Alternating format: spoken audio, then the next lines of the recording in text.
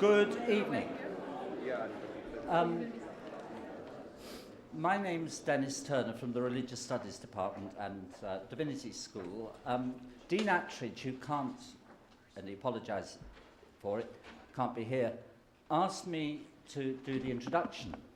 And when he did, I was caused to reflect on the difference in style between the way Brits do it and the way it's done here. Terry, you'll remember this. It works like this if we were in a British university. I would say there is absolutely no need to introduce so famous a person as Terry Eagleton, and then I'd sit down because there's no need to do it. However, styles are more elaborate here and rhetorical, and I thought I better ought to say something.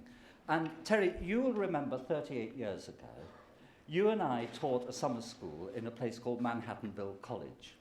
And there are two things I remember from that. No, three. One was every day you got lost between your office and the classroom, and we had to go and search for you. Secondly, we discovered a most excellent television program called Sesame Street. And in fact, I seem to remember you rearranged your classes so as to enable us to view it. Thirdly, and this is my memory, I discovered the dialectic from you. Right? And that I was caused to think about that by last week's lectures. Number one, last Tuesday, was, to me, a perfectly marvellous re-narration simply of the Gospels. Right? Number two, number one was with a view to getting Ditchkins to upgrade the standards of their critique. It's fairly clear, wasn't it, from what Terry said, that there's a certain element of a straw man being knocked down. The second, on Thursday, reminded us that actually the history of the uptake of those Gospels amounts to a fairly significant series of betrayals. And thirdly, that there's something significant about this. This is not a form of liberal even-handedness. This has something to do with the dialectic, because what was really important about this was the better critique of institutional Christianity was actually to be found in the Gospels than in Dawkins and Hitchens. And that, I think, was something which you also were saying about capitalism. It was something you were also saying about America and American influence in foreign policy. And I think this is highly significant, that actually the best form of critique is the auto-critique, which emerges from within the thing which is being criticised. That, it seemed to me, said a great deal about, as it were, the light-handed Marxism which is coming through, particularly on Thursday's lectures. What are we going to get today? I don't know. I hope Terry does, but it's supposed to be something in the territory of faith and reason. Is that not right, Terry? Over to you.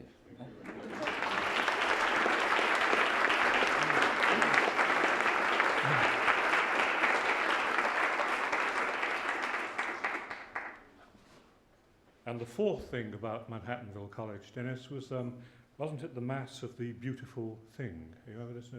These, of course, were the days, the trendiest post-Vatican II days one could imagine, 1970, with 200 nuns who were not, I assure you, not penguin nuns, but, cigarette-smoking, high-heeled, lipsticked nuns.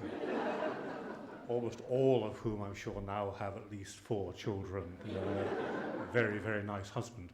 And there was a rather genial but crazed chaplain, if I remember, full of the effervescence of the spirit and of Vatican II, who did various bizarre masses, one of which I think he was dressed entirely in newspaper, I think to communicate some point about communication or something. But the pièce de résistance was the so-called Mass of the Beautiful Thing, where he asked us at the end of the previous week's Mass to bring next week some beautiful thing, to the adding, of course, bring yourselves above all, in his pious, phony, earnest, bogus way. And Dennis and I were late for Mass, and we had to find a beautiful thing in about 20 seconds. We found 2 identical fir cones outside the door, cones dropped from a fir tree. And at one point we had solemnly to exchange. Oh, we were asked, first of all, to contemplate our beautiful things. Dennis and I stared long and blankly at our fir cones. Then we were asked, I think, even to smell them, perhaps, but certainly at one point to become them. We both tried to feel suitably small, crinkled, and dry. And then we were asked to exchange our beautiful thing with another, whereupon Dennis and I solemnly exchanged identical fir cones. We will write a book on this at some point before we go. Yes, I am indeed going to talk about, this time, about faith and reason. Something that I think theologically minded people share with political radicals and also with people of a psychoanalytic bent, Freudians and the rest, which is the paradox that without reason we're sunk, we're finished, yet reason is not in the end what is most fundamental about us. And keeping, as it were, both sides, both ends of that paradox, keeping a close hand on both ends, is pretty difficult.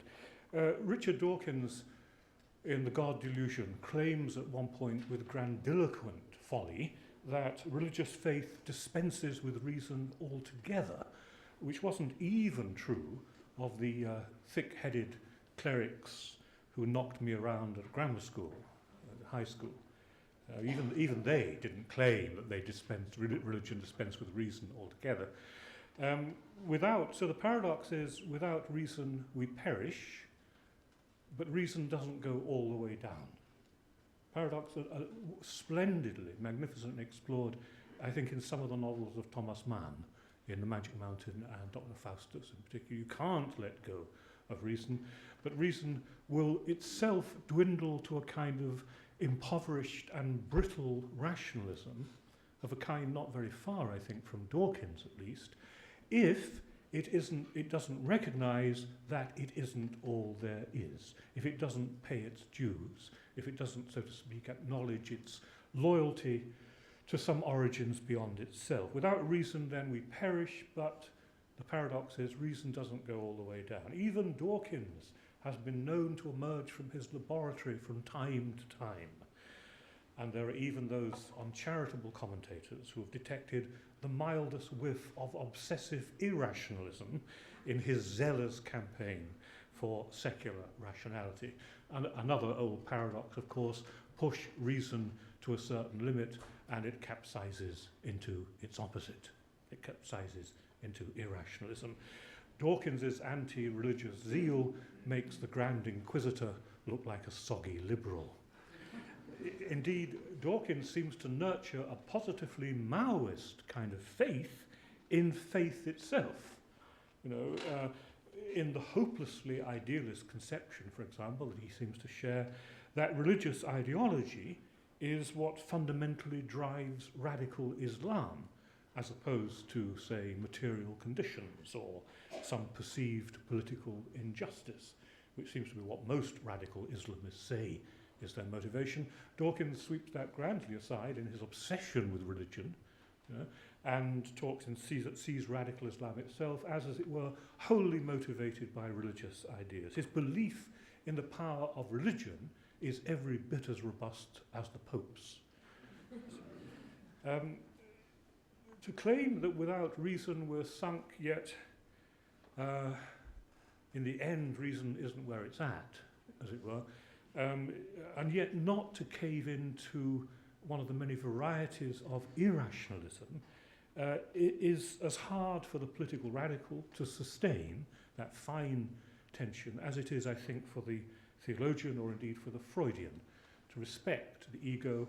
Freud, of course, a great rationalist in the great Enlightenment, radical Enlightenment tradition, yet somebody, of course, who recognized that reason was not the master of its own house, who showed us magnificently how and why that was so. It's only if reason can draw upon resources more tenacious and less fragile than itself that it's capable of prevailing, can't prevail by itself. That's not to say that something else would prevail, rather than for reason itself to prevail, it must constantly tap energies, resources, capacities, which in the end run deeper than reason itself. And that, I think, is a truth which liberal rationalism of a Ditchkins variety rather disastrously overlooks. And that brings us then to the question of faith and reason, which is not, as I've tried to intimate here, is not just a theological question. What I've said there obviously has a reach, has a purview beyond theology itself. But I'll talk a little bit now about faith and reason in a theological sense. There is probably, I suppose, no greater evidence of Ditchkins's theological illiteracy than the fact that he appears to subscribe to what I previously in these lectures called the Yeti view of faith. I mean by this, of course, the view that God is the sort of object which, like the Yeti or ley lines or the Loch Ness Monster or the Tooth Fairy or unidentified flying objects, the evidence so far in is radically ambiguous, not to say, deeply dubious. And because we can't thus demonstrate God's existence in the reasonably straightforward way that we can demonstrate the existence of necrophilia or Michael Jackson, then we have to put up with something less than certainty known as faith. Well, that's the Yeti view of faith. Yes, shared, as it were, by most atheists, most agnostics, and I'm afraid most Christians too. But I scarcely, of course, need to point out to this distinguished and utterly privileged and special company, he said grovellingly, I scarcely need to point out to you what a travesty of Christian faith, at least this is, so that on the most elementary questions of the theology on which he chooses to pronounce with such portentously self-regarding authority, Ditchkins is hopelessly at sea, even as it were at square one here, yes. For one thing, of course, God differs from from unidentified flying objects or the Yeti or the Tooth Fairy in not being even a possible object of cognition. It's just that not just that we don't happen to be able to see him, it is, as it were, that our not seeing him is inherent to God himself, which is presumably not true of the Yeti if he exists, or the Tooth Fairy. I'm sorry if anybody here believed in the Tooth Fairy, by the way. I don't, I hasten to add, of course, it does exist. Don't worry about that at all. For another thing, faith, of course, is traditionally regarded as a question of certainty.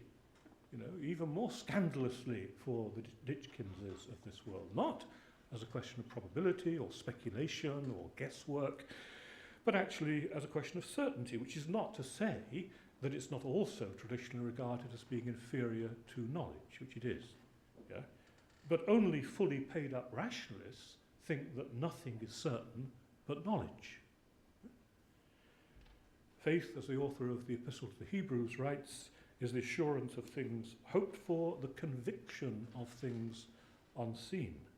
Whatever else may divide science and theology or religion, it's from a theological view certainly not a question of certainty. I don't think Ditchkins understands that in the least. The certainty in question, to be sure, is not the same kind of certainty of that of a well-entrenched scientific observation, like, it's just turned red, or, the mouse is clearly drunk and we are now calling off the experiment, or something, or the experimenter is clearly drunk, so the mouse is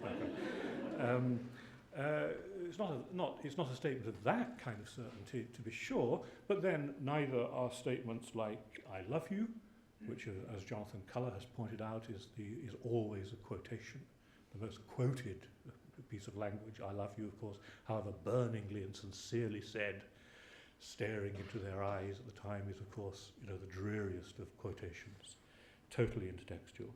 It's not, it's statements, certain statements like "I love you," or liberal democracy is a lot better than slavery, or, you know, the overweening Emma Woodhouse finally gets her comeuppance, yes.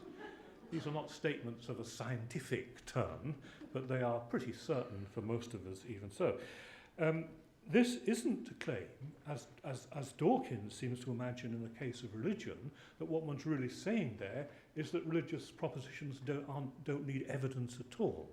Dawkins makes the disastrous error, I think, of thinking that to say that they're not scientific is therefore to say that they have no concern with the evidential whatsoever. If Jesus' body is mingled with the dust of Palestine, then Christian faith is in vain.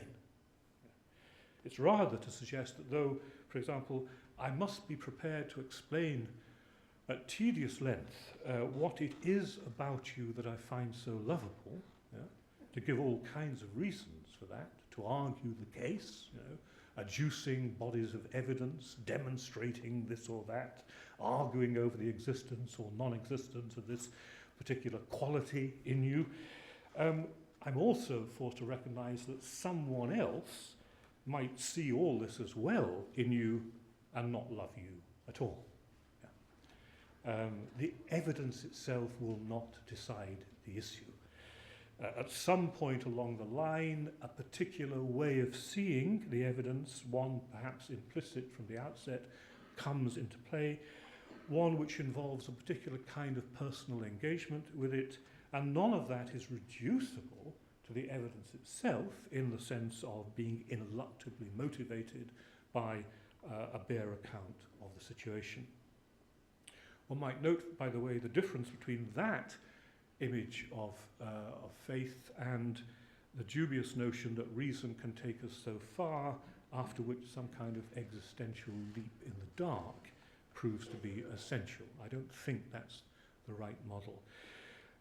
You can know all you need to know as, let's say, a Germanist about the sonnets to Orpheus, but this is no guarantee that they won't leave you cold. The evidence itself, as it were, will not move you necessarily to a certain kind of engagement with the object.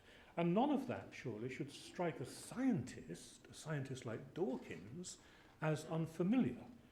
Because I take it that scientists are, in an important sense, not only believers, but actually, in some sense, aestheticians. You know, that elegance in science will get you a very long way. The universe is a matter of style. The truth of the universe is a matter of style. All scientists are closet Oscar Wildeans. Yes? And as Rowan Williams remarks, all communication involves faith. All communication involves faith of some kind. And since reason is itself, of course, a collaborative and dialogical and communicative affair, and I think that the positivists often go sadly wrong by not seeing that, by seeing it as a much more, as it were, monistic affair. Since reason is all a matter, indissociably a matter of dialogue and communication and collaboration, then if all communication involves faith, this must apply to reason too. Reason is a dialogue, and dialogues always involve a kind of faith. Nor, as we know, another familiar mistake made by the Ditchkinses of this world, nor is faith in the first place a matter of subscribing to the proposition that a supreme being exists. For one thing, God doesn't exist as an entity in the world. Atheists and believers are agreed on this.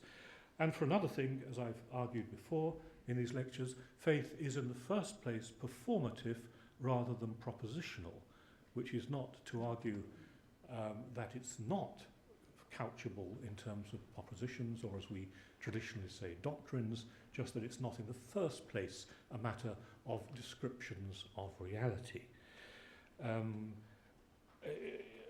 It resembles an utterance like, I have faith in you, more than it does a statement like, I believe in goblins. Abraham has faith, but it's surely doubtful that he could even have conceived of God not existing. But he had faith, even so. The militant left-wing atheist Alain Badiou, probably the greatest living French philosopher, author of an absolutely splendid book on St. Paul, understands this far better than does his Anglo-Saxon liberal rationalist counterparts. Badiou understands totally as a Marxist or ex-Marxist, ex-Maoist, atheist, militant atheist, that faith articulates a loving commitment before it counts as a description of the way things are, though that it involves a description of the way things are is as clear as the fact that moral imperatives must do so as well. Propositions that can be true or false have their roots in kinds of experience which can't be treated quite that way and would not be authentic if they didn't have their roots in this. One thinks perhaps of the nature of propositions in literature or in fiction.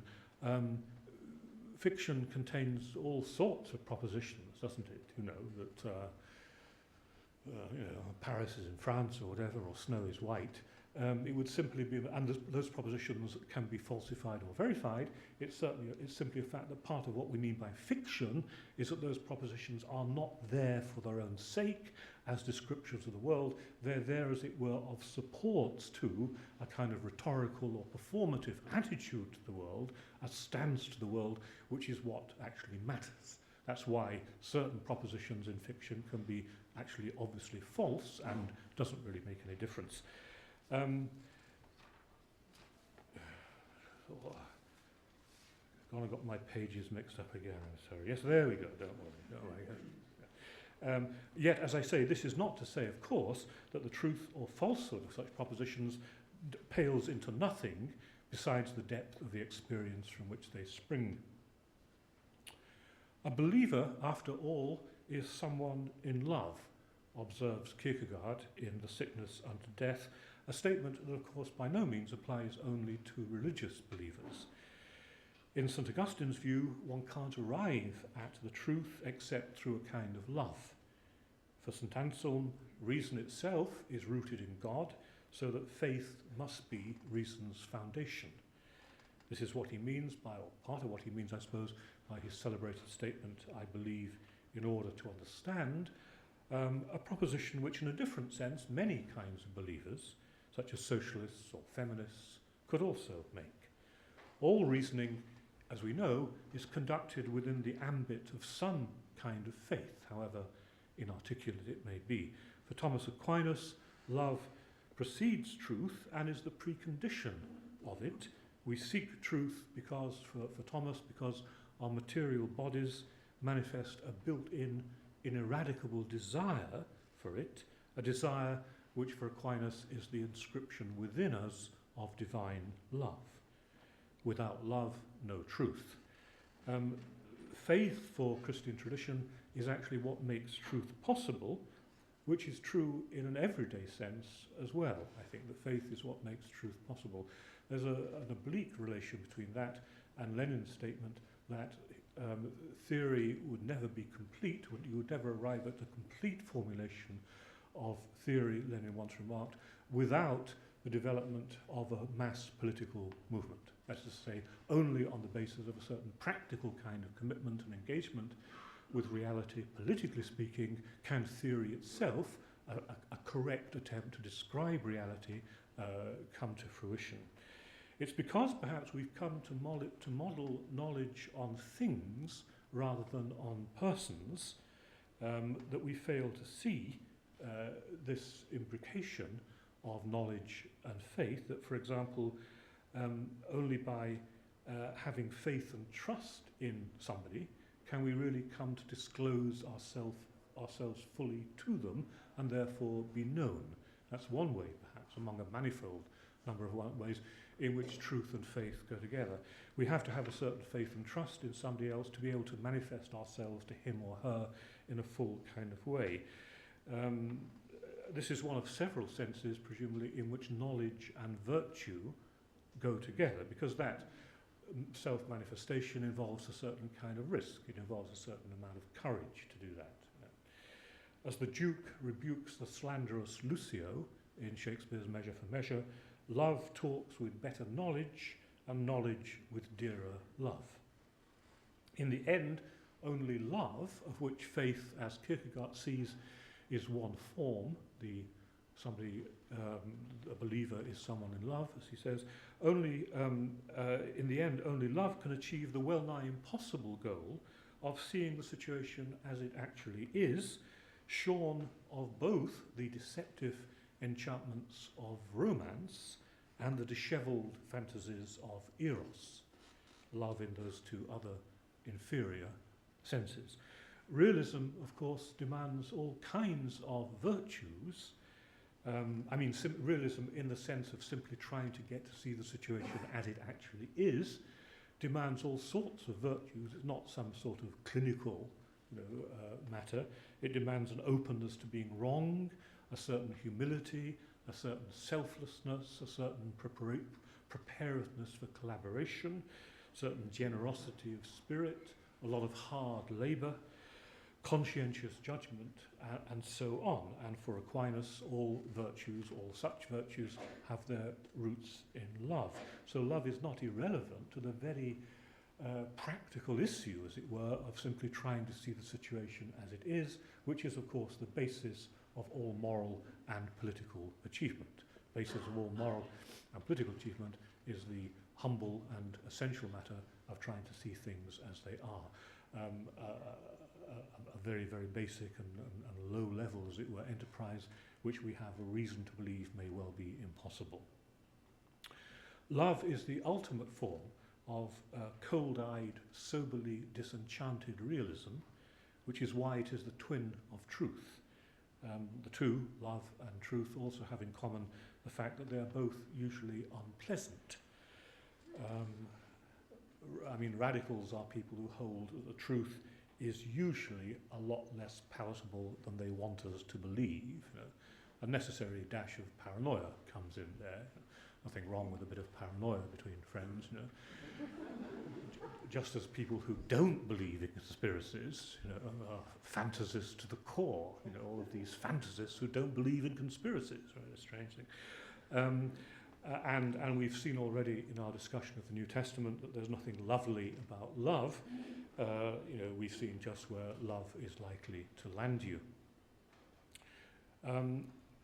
Pascal comments that the saints, he says, maintain that we must love things before we know them, presumably because only through a passionate engagement with them can we come to know them at all truly. Dispassionateness is the death of knowledge, in that sense of the word, not in every sense of the word, in that sense of the word, whatever the liberal may think. I suppose there are some nowadays who would regard faith in socialism as even more eccentric than a belief in the assumption of the Blessed Virgin into heaven. Why then do some of us still cling to this political faith in the teeth of what many people would regard as reason and solid evidence? Not only, I think, as I said before, that socialism seems to be such an extraordinarily good idea that it's proved exceedingly hard to discredit, and this despite its own very best efforts to do so. It's also, I think, not only that, it's because one can't accept that, for example, the world that we see groaning in agony around us is all there is or all there could be.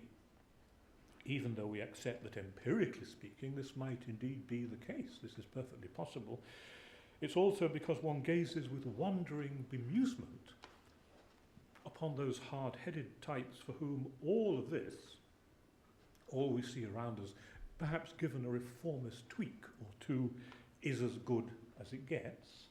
One finds that utterly bewildering, because to back down from this vision would be to betray what one feels are the most precious powers and capacities of human beings, because however hard one tries, one simply can't shake off the perhaps primitive or infantile conviction that this is not how it is supposed to be, however much we're aware that this seeing of the world in the light of Judgment Day, as Walter Benjamin might put it, is folly to the wise and a stumbling block to stockbrokers.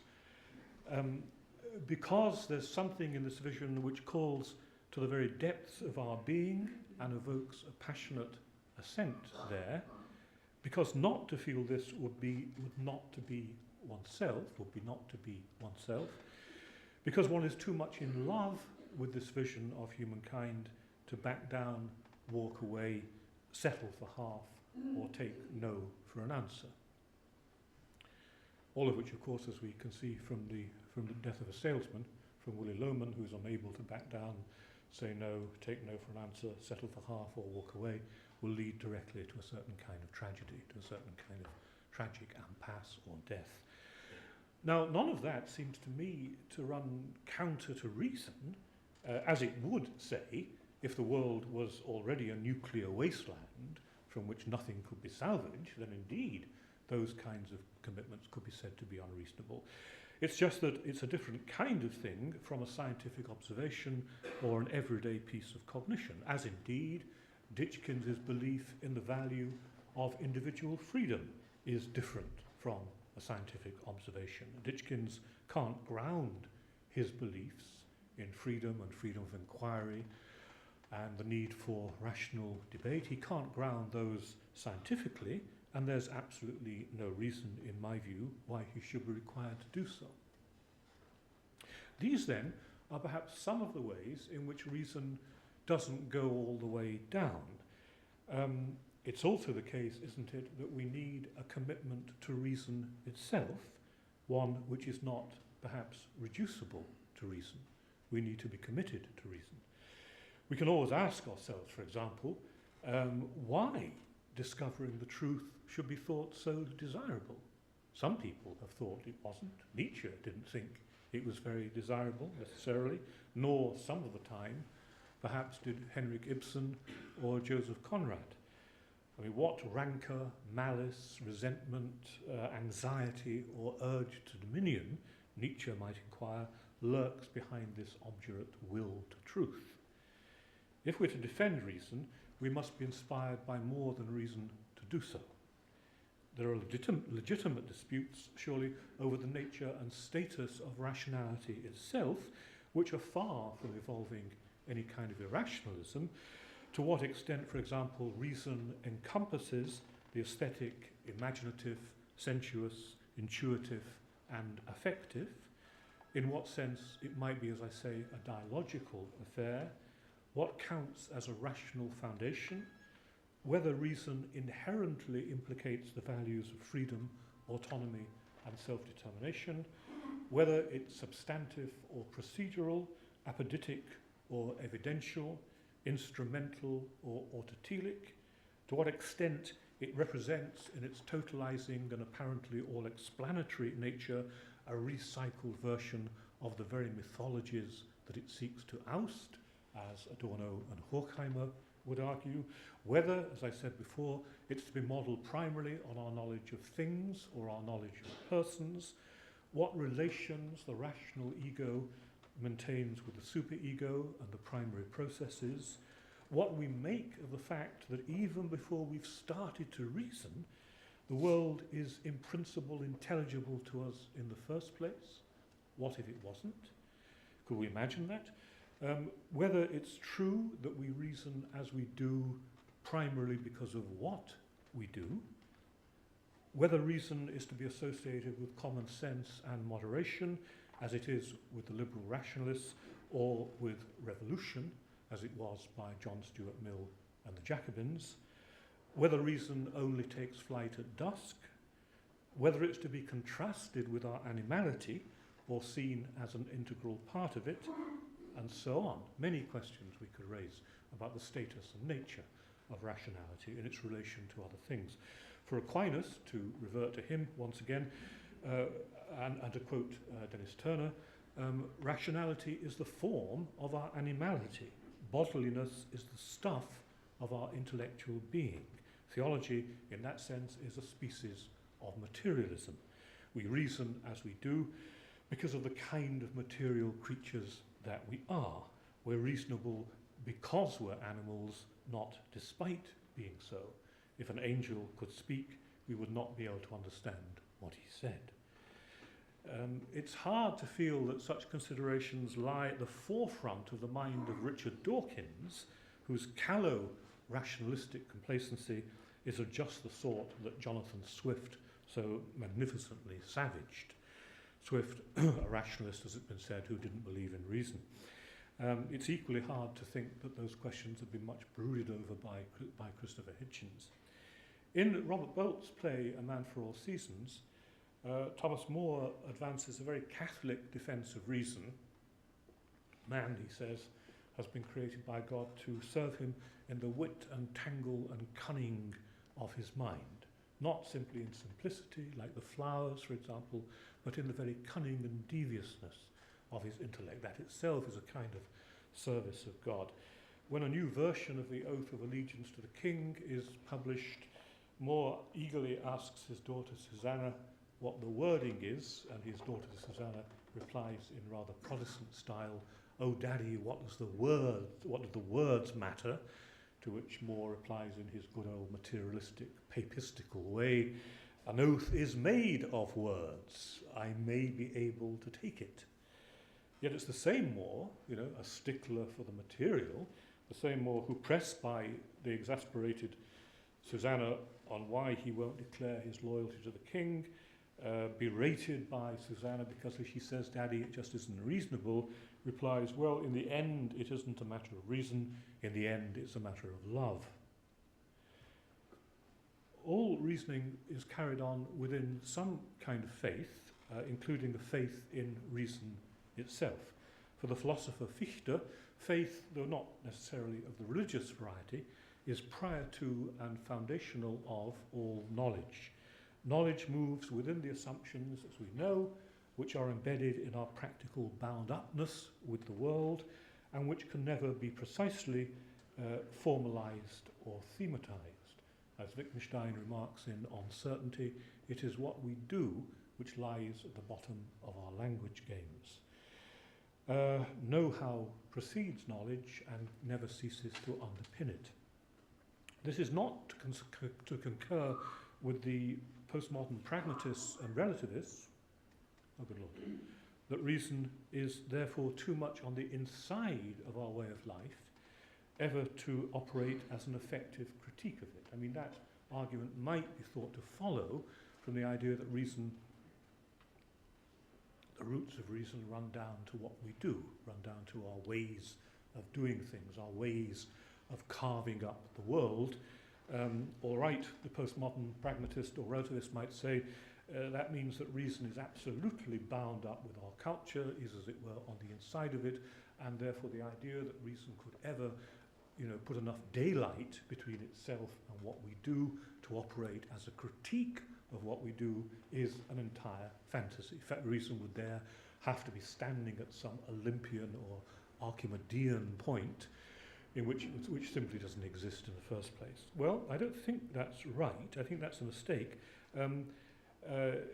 This is the idea that the criteria which determine what is to count as reasonable must themselves be derived from the very form of life that they seek to put under critical scrutiny. Yes? The very criteria which count as what is reasonable, and therefore which seem to offer a kind of overview, a monitoring of our way of life, actually themselves, according to this view, are drawn from our way of life and have no basis in any other place. I think what that forgets, among other things, is that it's part of the way in which the human animal is actually bound up with the world, but it's able to distance itself from it, not least by labour and language. That's not a kind of bogus transcendence, as though we can leap out of our skins and leap out of our world. It's actually part of the way we're in the world as labouring linguistic creatures, communicative creatures, relational creatures, that we're able to some degree to get a kind of fix upon it in the way that it seems, squirrels and goldfish can't. I don't wish to be in the least, odiously patronising or condescending to squirrels or goldfish, some of my best friends. I just want to say, just they don't look as though they're engaging in ferocious and fundamental critique, of the world that they're actually a part of. And of course, because they're not, they are marvellously safe, because they're so integrated with environments, because they're not cursed and blessed with that awful double-edged sword called language or developed consciousness. They're not capable, of bringing themselves, of overreaching themselves and bringing themselves to nothing, as a linguistic animal alone is.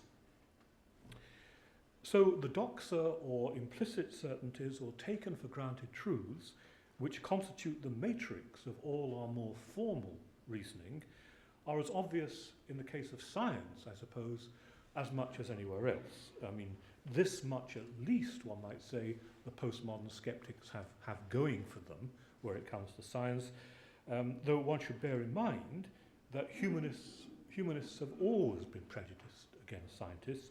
It's just that over the years they've shifted their grounds for this. I mean, scientists used to be, in my day, scientists used to be regarded as unspeakable oiks with dandruff on their collar and leather patches on their sports jackets' elbows, who thought that Rimbaud was a cinematic strongman rather than a French poet. They've now become, for a later epoch, the authoritarian custodians of absolute truth.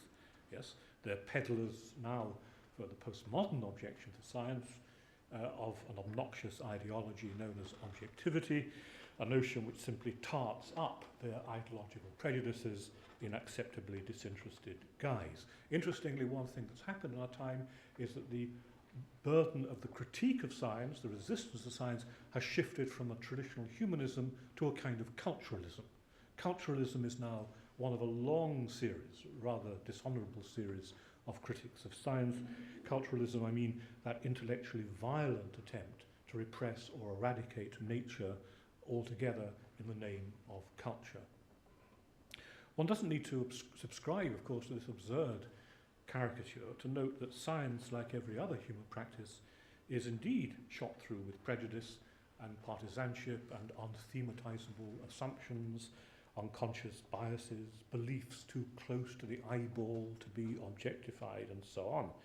If the Virgin Mary were to put in an appearance this very moment over the skies in New Haven, clutching the baby Jesus with one hand and nonchalantly distributing $100 notes with the other, it would be more than the reputation of anybody labouring away in the Yale laboratories was worth, even fractionally, to put their heads out of the window.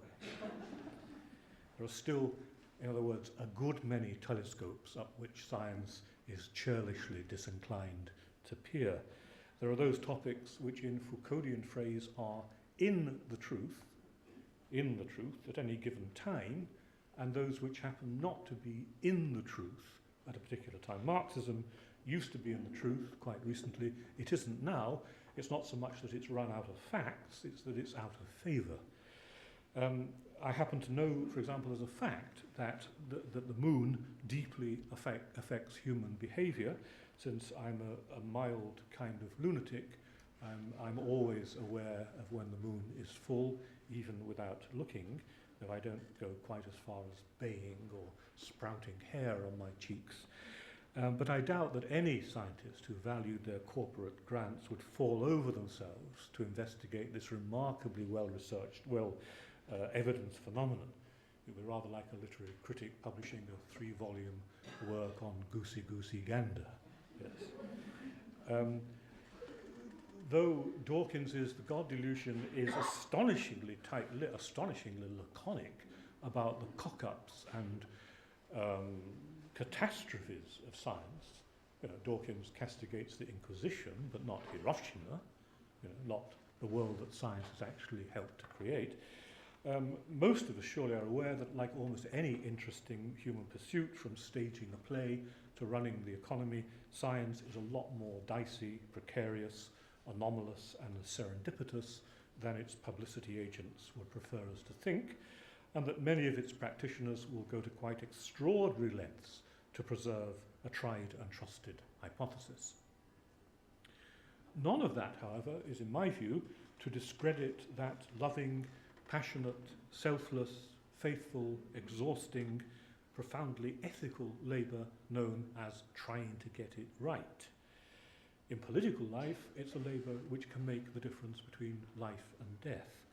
It's also one which, for all its necessary demythologizing, could be said to have religious roots. Charles Taylor has pointed out how the scientifically detached or disinterested subject of modernity has its historical origins, or some of them, in pre-modern religious asceticism, with its contemptus mundi. In order to know the world, in strange irony, you must at the same time reject it.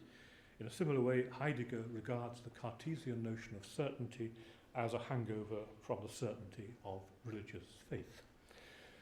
Even so, yet the fact remains that there are those for the sake of whose flourishing and those who for the sake of their flourishing and well-being need to know more or less how things stand with them. Not everybody needs to know that, but there are those people so placed in society that in order to flourish and to have some well-being, they need to know rather insistently on how things stand with them.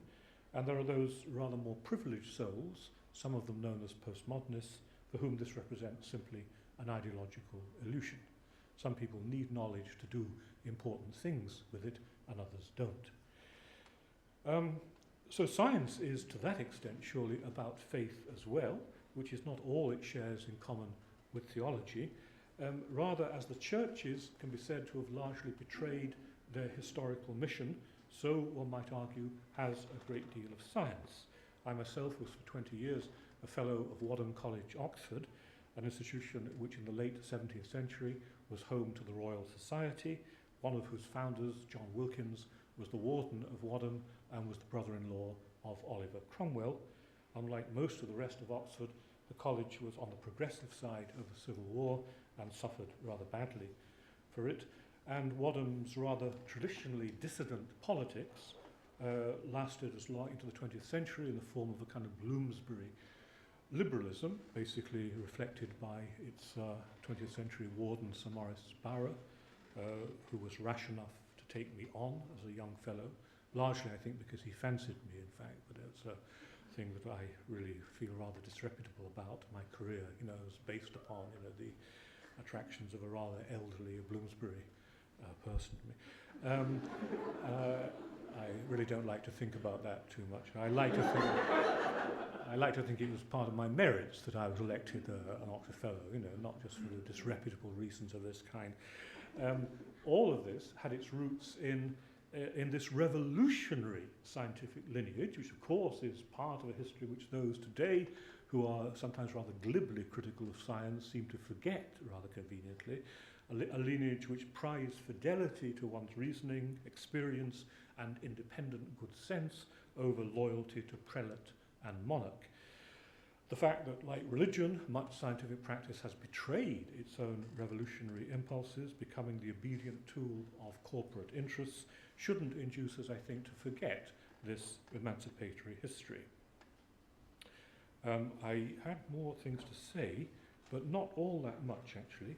I was going to go on to talk about how far faith is something that we choose, or how far we find ourselves, as it were, we find ourselves believing something, what that means, and whether that's deterministic or not. But I've said enough, so I will open it to discussion, if I may.